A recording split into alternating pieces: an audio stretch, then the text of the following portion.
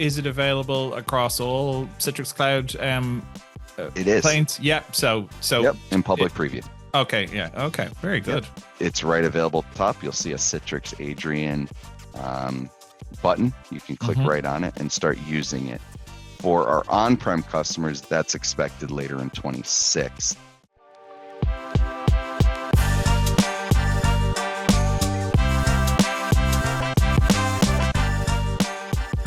Hi, everyone. Welcome to the latest Liquidware Chats. On this episode, we have Bill Gray, who is VP of Platform Services at Citrix. Bill, how are you doing?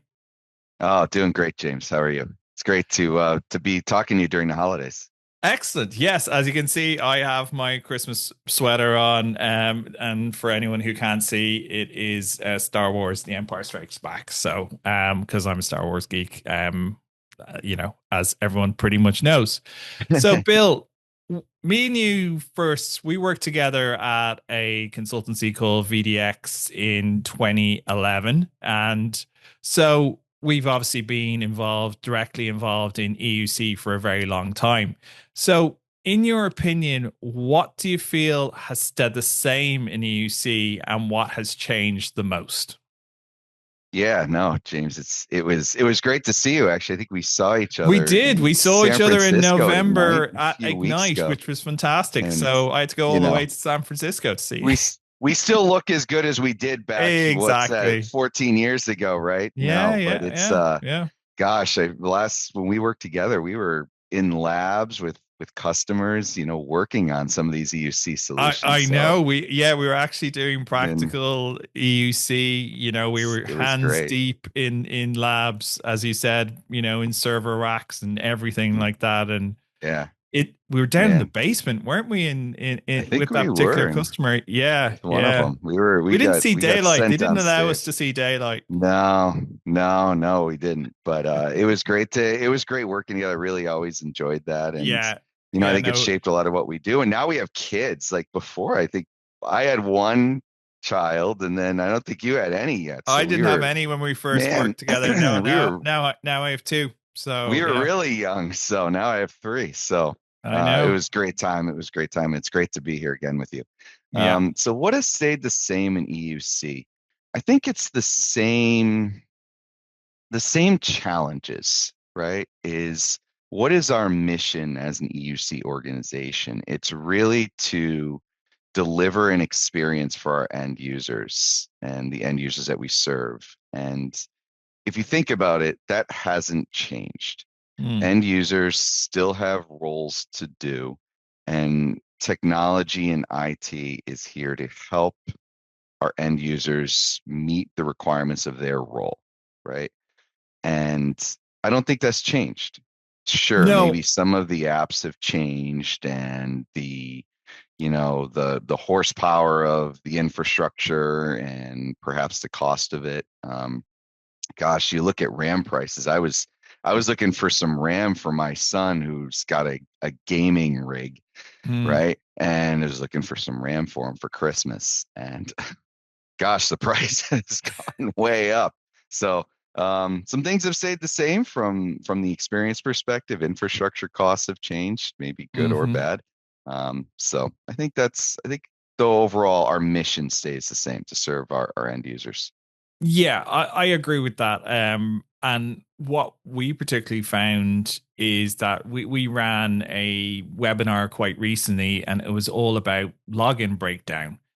And I put out a couple of posts on LinkedIn prior to this just to see what people said. 2 people got back to me and told me stories about 45-minute logins due to incorrect configurations.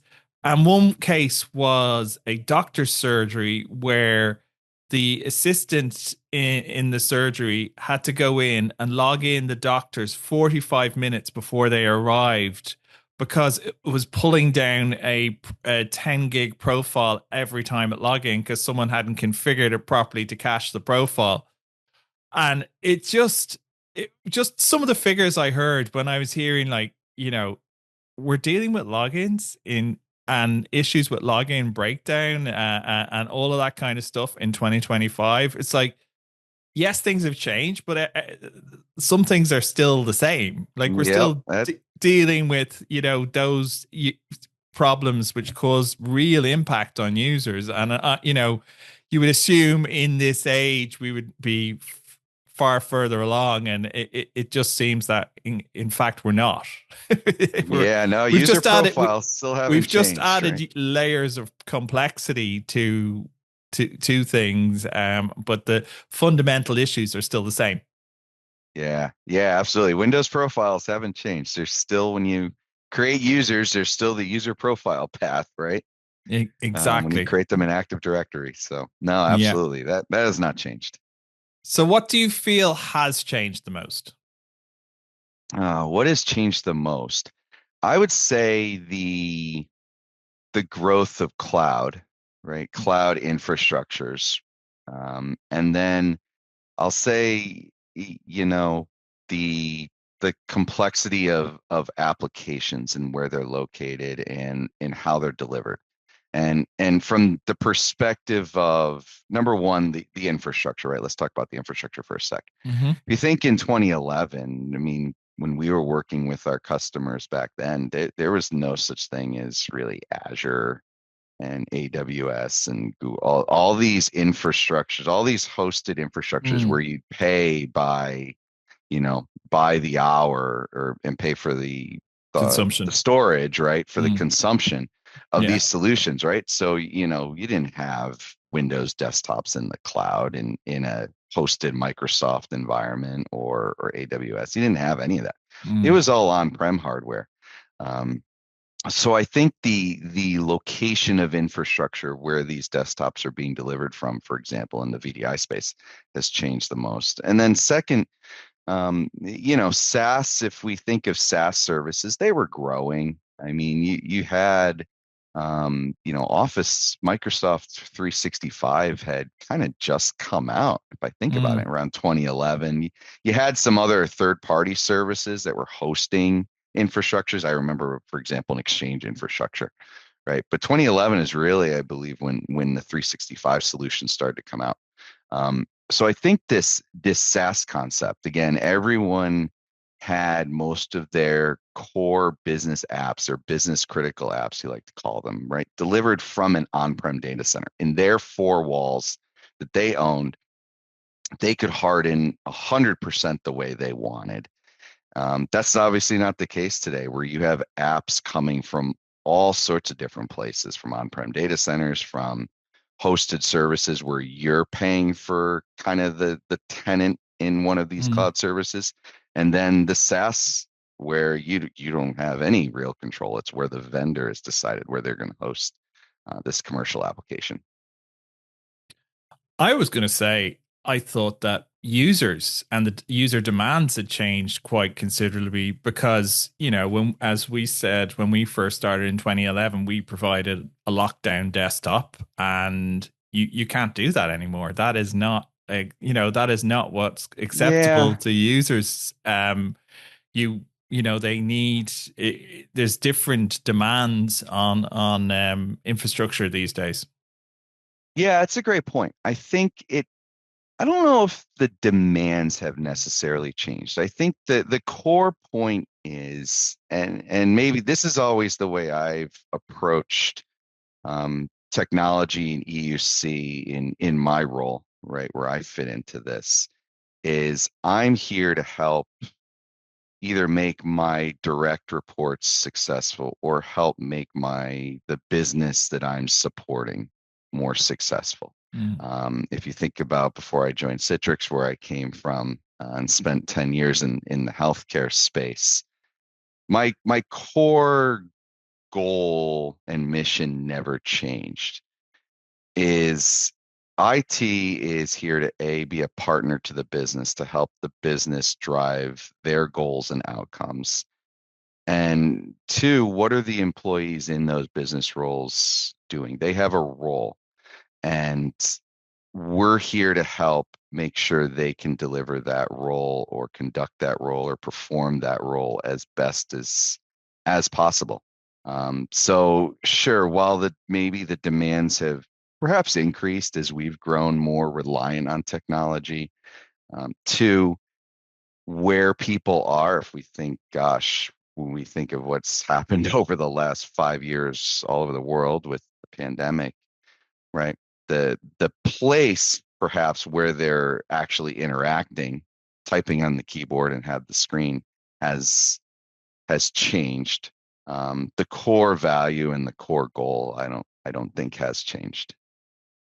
Yeah. No, I think that's fair. Yeah, it's kind of, yeah, I think, as you said, the pandemic kind of, everyone went to working remote, and for you and me, it was like, "Oh, this is just normal."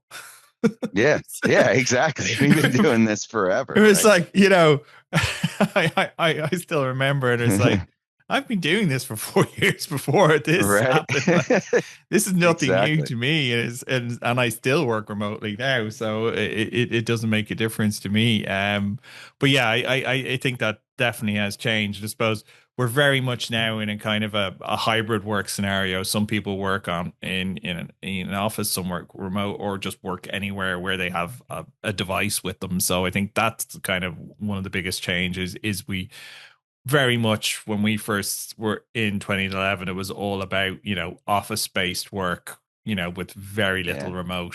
And now it's there's very much a split in terms of where people are located. yeah. So, I will say one more thing yeah. about that. When you think change the most, the connectivity.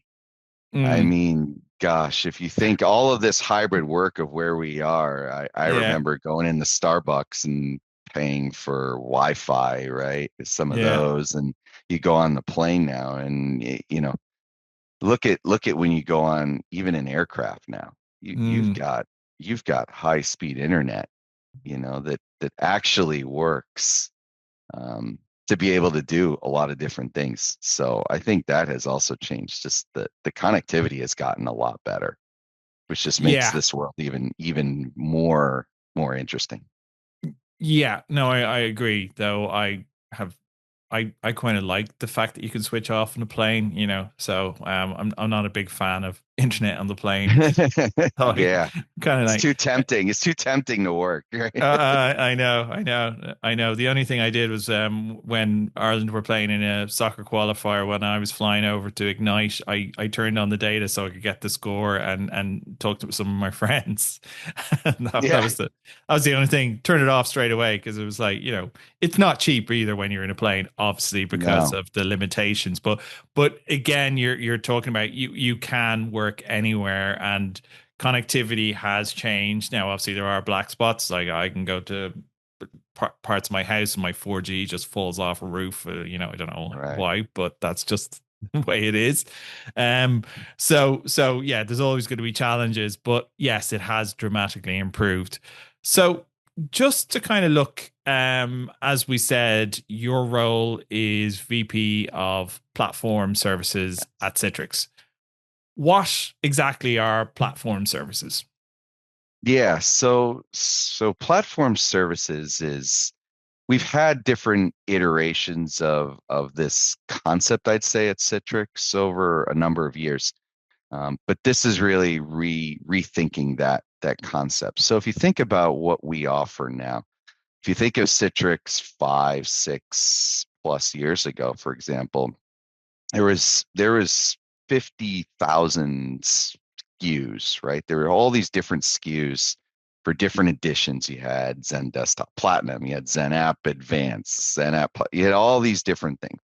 And over the last few years, you've seen us consolidate our offering down to really two key SKUs: the Universal Hybrid Multi-Cloud, and then the Citrix platform. Regardless of either one of those SKUs and what's in them, you can see our offering is consolidating into what we call this platform. Mhm. And the idea of the platform is to provide a common set of products underneath that come together to make a platform. And really the goal of that is to make it easier for our users. And users in this context can be our admins or our end users actually, utilizing the product. Um, so platform services is a team with the goal of bringing that together. So if we at Citrix are going to offer and sell you and market to our customers a platform, it needs to be consumable like a platform. It needs to feel like a platform. It needs to operate that way from an experience perspective. So that's one of the key things of this team, right? Is to help bring that together. The second is really to help provide a better product and better features and better solutions for our customers. And how do we do that? We have now the product pillars, right? So you have our core, our Zen desktop, you have security, you have secure developer spaces, our Unicon solution, NetScaler. Um, and the idea is let those teams be focused on what they do best. I'll use the Zen desktop team as an example, right? With CVAD and DAS, the HDX solution. Their engineering teams should be focused on what they do best and what they can offer and provide the best thing to the overall platform. Platform services is there to help make that easier for them. So they don't have to handle things like identity providers, integration, and don't have to provide the core Citrix Cloud, right? Provide a common set of notification centers, another example, right? Provide a set of APIs that those product pillars can just utilize Mm. and connect to. And so that way their product teams can focus on those core goals and core values. So it really is a team that's focused on those things, user experience, to create a consistent experience for our end users, but then also take those other things out of those engineering teams that the product pillars can build their products the best they can be. Okay. So it's the kind of thing that ties all the other pillars together. Correct. We're the Yeah. glue. We like to call ourselves the glue, right? Yeah. Okay. Okay. So one of the big things that has come out recently, came out at Ignite actually, was Citrix Adrian, which Hmm. I believe comes under platform services. Yes, it does. I was Yeah. very excited when I started this role. For those who don't know, I started this role middle of Q4. Hmm. So this was one of the things. It had been obviously well in development, but that I had been asked to lead coming over here. So very excited about it. So what is it? I, So a Citrix Aidrien is our AI solution, right? And when we say AI solution, this is really targeted at helping our admins and admins from your tier one help desk teams all the way to your level 3, level 4 engineering teams or advanced support teams, stuff like that. And what it is it's first of all one of our answers to how does AI help? Um, where does AI fit into Citrix? And there's a various areas where we do, and I'll give a little plug to my colleague Brian Madden, who has also joined Citrix a few months after I did, but right around the same time, Q4 of last year, where there's a lot of information on where we see AI in the space. This one is really a product focused solution. And what it's there to do is help with things that an admin would have to handle today. I always like to say that we focus on and we try to create a great end user experience. And when I had a team, my previous role in as a customer, we were always focused on putting a great end user experience in front of our users. I always like to say though is that if a user is called the help desk, we've already lost, right? We want our users, that means our users, which means probably someone in the business had to stop what they were doing mm, and take an action to fix a problem. So one of the things we try to do here at Citrix is, first of all, help make issues more proactive, be a more proactive answer to issues that users might have. And this is a tool to help do that, right? So number one, it's watching what's happening in the environment, looking for anomalies. And we've had tools within the platform. We had like performance analytics, I think, was something, and we've had our Citrix director and all of that. And I'm going to actually remind you. I'll put a. If you remember one of our customers we were working on, remember when they asked us about Edge Site? Remember that one? And then we remember that, and we picked it up. We're just face planning, right? At our basement lab office that we were working in. I Remember remember that what it one? did to our performance.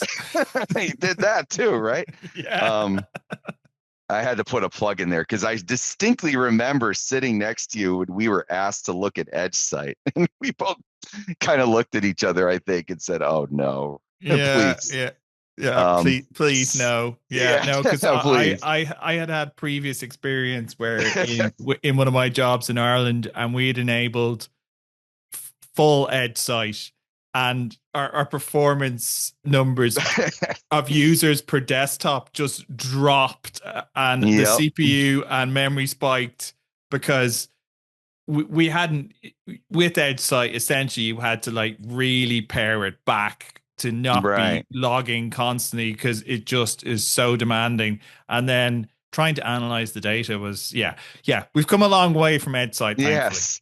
But this is the same concept, right? It's Yeah. how do we help with those end user experience things. Hmm. So Adrian brings a AI kind of insight into that, where Hmm. you can ask the questions that you might have a conversation you and I would have with each other about if we were both looking at a user issue or looking at an infrastructure issue. Why is this host running at 95% with seeming no load on it?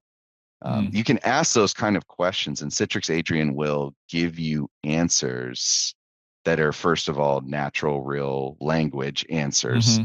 with the right insights. So that is the goal: is to be able to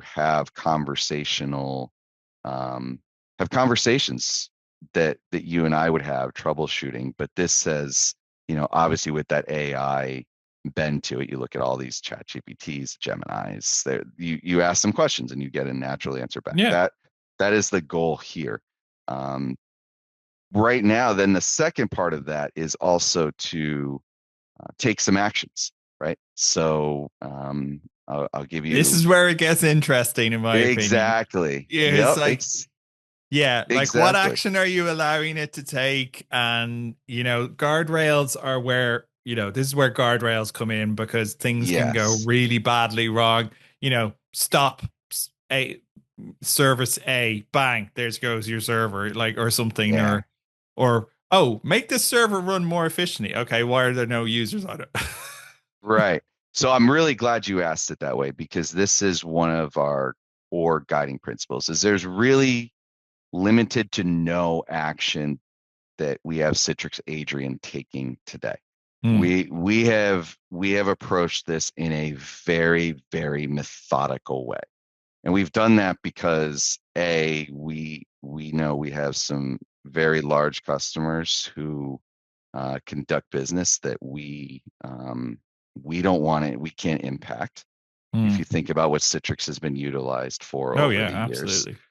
Um, so we know we have to be very methodical about this. So our first iteration, which we announced in public preview at Ignite in mid-November, is really about training in our eyes. It's about getting this in front of our users, letting them ask questions and having answers come back so that we can learn A, what our customers are asking the most of, and B, making sure that the answers are correct. We have a whole team right now that all they're really doing is, looking at questions at a macro level and Hmm. then looking at the answers. And we're doing that because we want to make sure it is correct. Because the worst possible thing that we could do, or I think any company such as ours, a software vendor, could do when integrating a solution like this, is jump too far ahead for example, to your point, having it in public preview and we're already having it take actions when only a handful of questions have been asked. Mm. And you know these solutions, James, right? They are learning. They get better over time. Yeah, And yeah. how do Like you help it get better? if you take it back to an older example when we were using Res and we would turn on Res. the whitelisting feature or something like that, it was learning. So Hmm. it just, that's taking it back to a basic level, obviously, but it's similar for an AI solution as well. You need to Right. build up all that data before you can allow it to start taking actions because you want to make sure the actions are the correct actions. So, Correct. So that's why we're being very, very methodical about mm, that. Really, no actions are being taken. Recommended actions are mm, coming through. We're recommending some things, and that's where we're focused on. So learning the actions, seeing what comes back, so that when we turn on actions or we provide the ability for customers to turn on actions later, I think that's probably later in 26. yeah. Um, it will be correct, because the worst thing we can do is rush something like this out there to our customers, have bad actions taken, and we know we have, you have one try at this, and we Mm. recognize that, we value that, so we're going to do it right. We're going to do it right for our customers day one. And that approach makes sense because you can, if you think about how AI agents and how adoption of AI agents is progressing, you do need to take those precautions because of the Absolutely. potential impact they can have on a business. Absolutely. That being said, we are hearing, we obviously are seeing the data. We're seeing what questions are being asked, what answers, and we're making adjustments as necessary. But for all of our customers that are listening to this and watching this, let us know. Mm. We want to hear your feedback, and if there's something wrong, we will fix it. And do you have to sign up for access at the moment or? So no, this is in public preview. We have turned it on for all of our DaaS and cloud-based customers. Mhm. So if you're using NetScaler Gateway Service, Citrix DaaS, any of those cloud um, services, it's right available at the top. You'll see a Citrix Aidrien um, button. You can click Mhm. right on it and start using it. For our on-prem customers, that is coming later in 26. We are providing the ability for you to add this into your on-prem environments. Obviously, there's a little more complexity with on-prem environments Yep. because of the data that these tools need to capture information, or when you ask it a question, it has to go look in an on-prem environment. So we're working on that. That's expected later in 26. But for all of our cloud customers, this is available today, and we're looking forward to GA in Q2. Oh, so is it available across all Citrix Cloud It is. planes? Yeah. So Yep, in it, public preview. okay. Yeah. Okay. Very Yep. good. Okay. Well, it sounds really interesting, and obviously it's where kind of um I see AI and evolve, being involved in the evolution of EUC.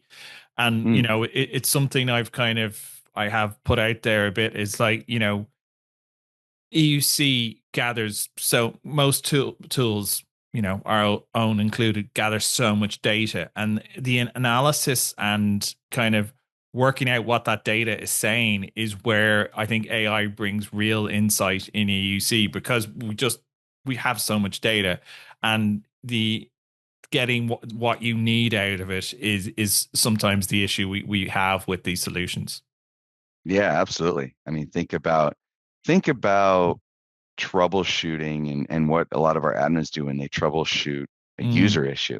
I mm, mean, gosh, in 2020, I remember when everyone kind of first went home, and you remember kind of home internet connections were not great, and I shouldn't say not great. They were just not. A lot of people hadn't considered using it now to Mm. do their full-time job. Yeah. And, people were bringing devices home and, working there for the first time. And I can't tell you how many issues initially we heard about latency. Mm. And you find that it was in, nothing wrong with our end. It was that users were, they were putting the endpoint wherever they could in their house. I mean, they hadn't Mm. a lot of people hadn't done. And you find they were far away from the Wi-Fi, the router, and they're getting 10% signal, or their kids, they didn't have enough bandwidth. Right. So those kind of things, especially a lot of things we're trying to help solve here. And it's still a problem today. How many calls do we see? I used to get kind of metrics of tickets, and I see these things, and it would be troubleshooting these latency connections. This is the kind Yeah. of stuff that we want to help Yeah, with. no, we're seeing it with our customer base as well. Like we see it all the time. Like, we've adapted and changed some of the solutions. One of the big things we brought in with our solution command control was that very kind of use case was it's, about remediation, but it's a SaaS thing for those hybrid solutions. And one of the things we really dig into is the internet connection, because we find, it comes to this whole thing that we've seen in the past is like Citrix is slow. Well, no, it's not. It's your Yeah. rubbish, 1 meg connection, or Right. whatever, 5 meg. I have a gig, so I don't even worry about it Yeah. anymore. The kids can have whatever games platforms are on, That's and I'm right. I'm streaming away. Doing podcasts here, and it doesn't matter to me. But yeah, exactly. Those things still can't be an issue because of, as you said, bandwidth constraints, and that's where the kind of analyzing that data is where the real insights come from. Yeah, absolutely.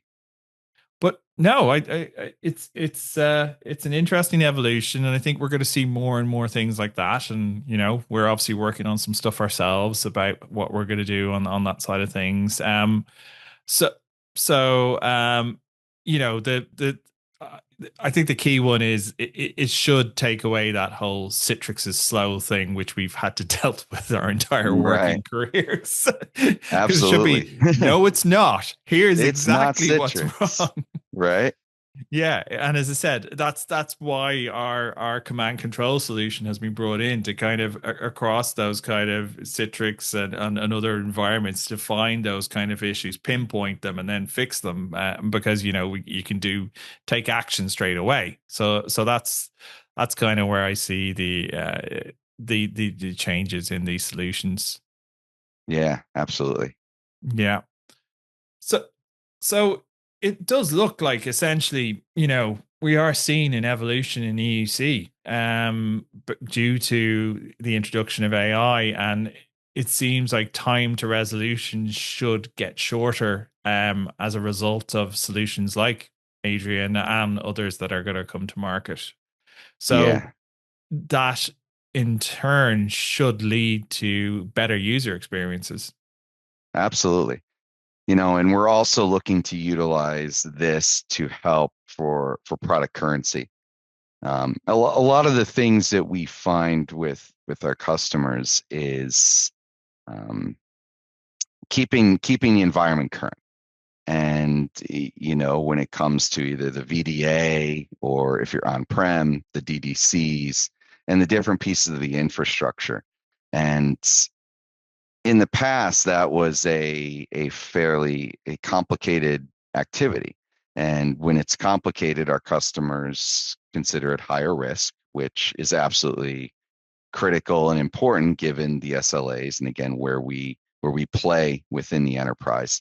NetScaler also, right? Keeping firmwares current and things like that. We're also looking to utilize this to help with product currency of our own solutions. Um, we've done a tremendous amount of work over the last few years to help with product stability and also product upgrade stability. Um, and it's born out of tools like this as well.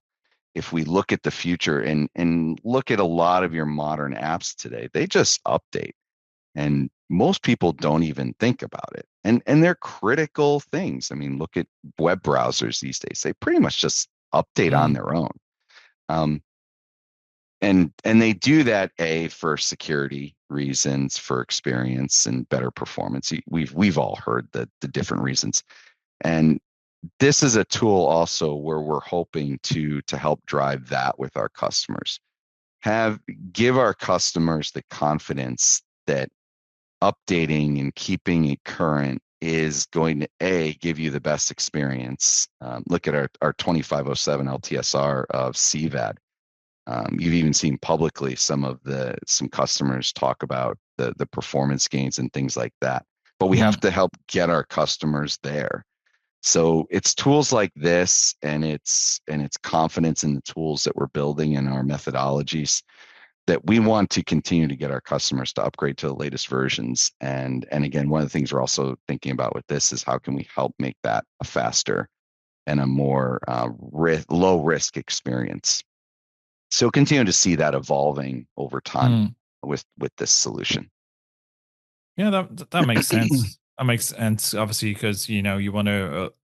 Obviously, the thing we want most is to provide a good user experience, and this helps speed up. If there is an issue. So yeah, that's a Yeah.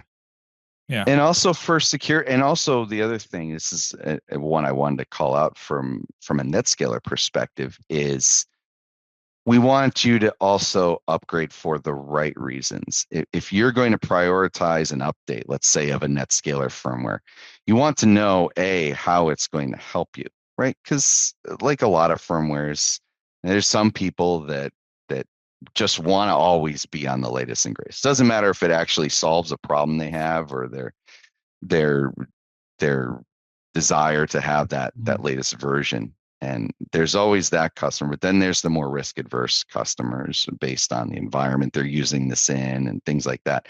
What we're also working on, and we've in the NetScaler solution, for example, is if you ask it what a new version of the firmware offers, it will actually be able to tell you and say, hey, this new NetScaler firmware solves a CVE for something. And by the way, you have that feature turned on. So let's say you don't use EDT and that mm, firmware fixes, the only fix in it, for example, is an EDT update. We'll tell you that, but we want to make it so you don't have to spend time digging through release notes and things like that. That it would say, hey, you should always be on the latest version, but this version isn't going to give you anything because you don't have those features enabled. You're not utilizing that. So maybe you mm. adjust your prioritization and things like that. But we want to, again, give you that kind of information and save you time from having to dig through those release notes and stuff like that. Now that's a really good thing, yeah, because obviously we've all seen release notes. And it's like we skim them most of the time, and this time it gives you the pertinent information, and then you garner what you need from it. Yeah. Yeah, that's good. That's good.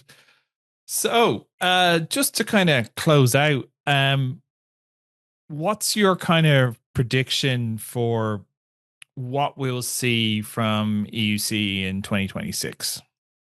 Oh boy.